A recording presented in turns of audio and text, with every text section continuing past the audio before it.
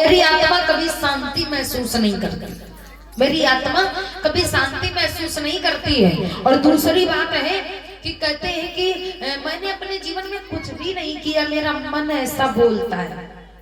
देव ऋषि ने कहा अच्छा ये बात, बोले हाँ कोई बात नहीं है, सुनो अगर मन तुम्हारा ये बोलता है तो तुमने 4 वेद 6 शास्त्र 17 पुराण पढ़े लिखे, लेकिन आप मुझे ये बताइए कहीं पर तुमने श्री हरि की गाथा को लिखा है? बोले क्यों? बोले तुमने कहीं पर श्री हरि की गाथा को लिखा है कि नहीं? जवाब दिया श्री हरि की गाथा ये क्या होता है, ये मैं नहीं जानता हूँ।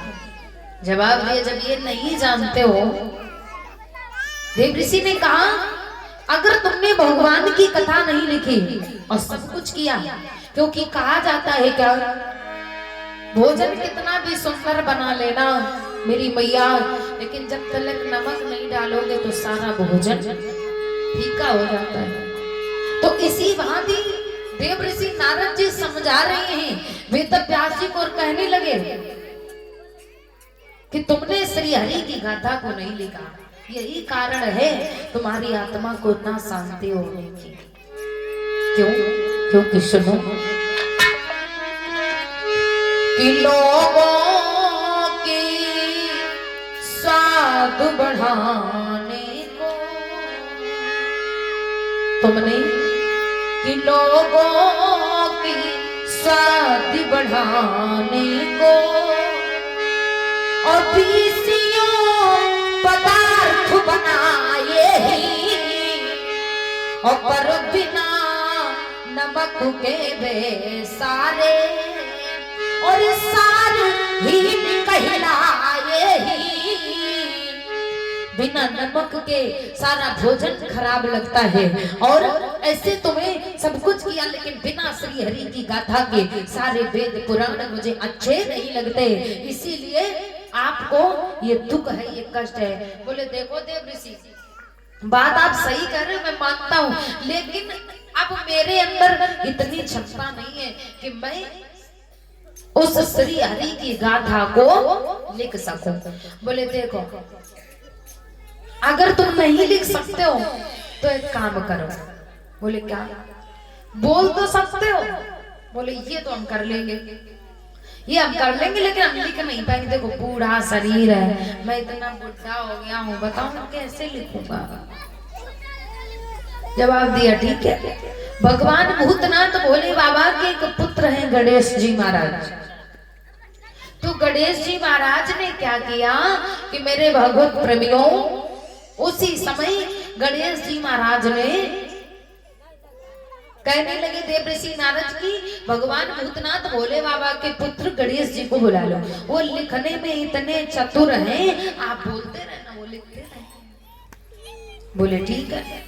अब गणेश जी महाराज को बुलाया गया, अब वो लिखने लगे, ये वेद व्यास जी महाराज बोलने लगे और गणेश जी लिखने लगे। लिखते लिखते लिखते लिखते ये श्रीमद् भागवत पुराण बना दिया गया। और जब श्रीमद् भागवत लिख करके तैयार हुए तो मेरे भागवत प्रेमियों उसी समय पर आज जब श्रीमद् भागवत पुराण लिख करके तैयार हुए, अब एक शंका और है क्या महाराज, जितने भी पुराण हैं, जितने भी वेद हैं, 4 वेद 6 शास्त्र 17 पुराण और 18वां कौन है? भागवत पुराण। लेकिन महाराज किसी भी पुराण में को महाराज महापुराण की उपाधि नहीं दी गई, किसी भी वेद को और किसी भी पुराण को। जैसे शिव पुराण, तो शिव पुराण में किसकी रचना है? शंकर जी की। और महाराज अग्नि पुराण में किसकी रचना है? विष्णु पुराण में किसकी रचना है?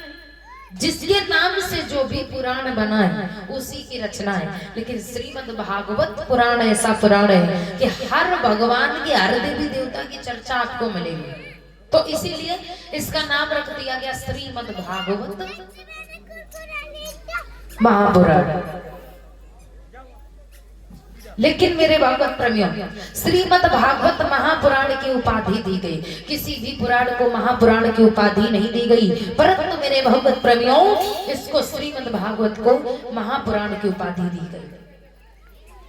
तो तो मेरे महाराज उसी समय श्री सूत जी महाराज कहते हैं कि हे शौनक आदि ऋषियों, अब जब पुराण तो तैयार हो गया, बोले इस कथा को कहेगा कौन, सुनाएगा कौन, जिससे लोगों के कानों तक पहुंच सके। बोले ऐसा करो, इस कथा को वही कह सकता है कौन, जिसके अंदर कोई दोष ना हो, जिसके अंदर कोई भी विचार ना हो, जिसके अंदर महाराज तो उसी समय कहने लगे ऐसा करो, ये कथा कहने का अवसर देव ऋषि नारद जी को दे दो। बोले नारद जी भला कैसे कथा कह सकते हैं? क्यों?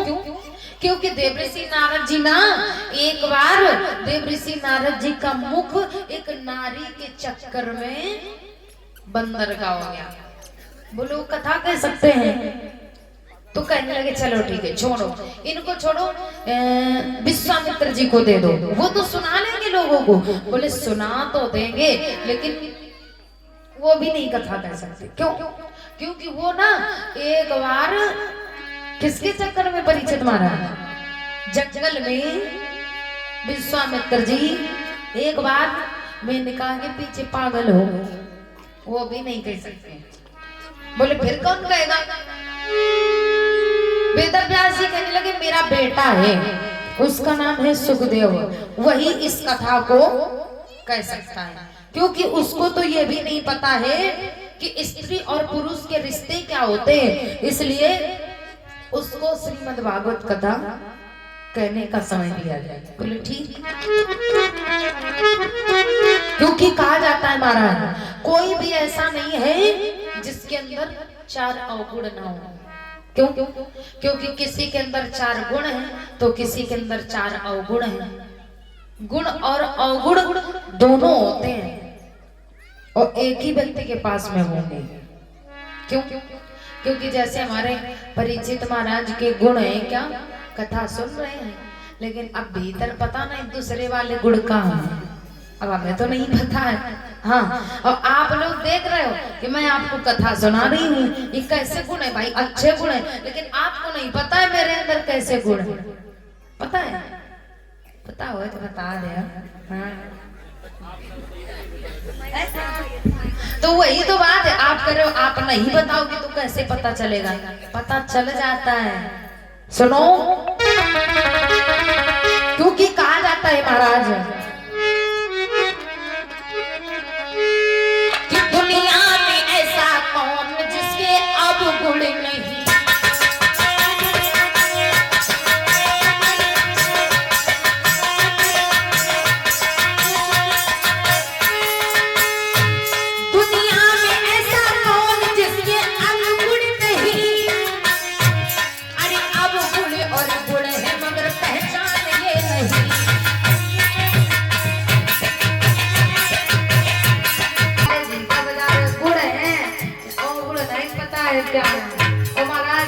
जो मंजीरा बजा रहे इनके अंदर गुण है, लेकिन ये नहीं पता है कितने बड़े बड़े हो। और दूसरी बात, और चिमटा वाले को आप देख रहे हैं, चिमटा बजा रहे हैं, लेकिन ये नहीं पता है इनके अंदर कितने बड़े बड़े गुण है, कोई नहीं जानता है। अरे गुण है पर गुण मगर पहचान नहीं, मगर नारी के चक्कर को हो गया।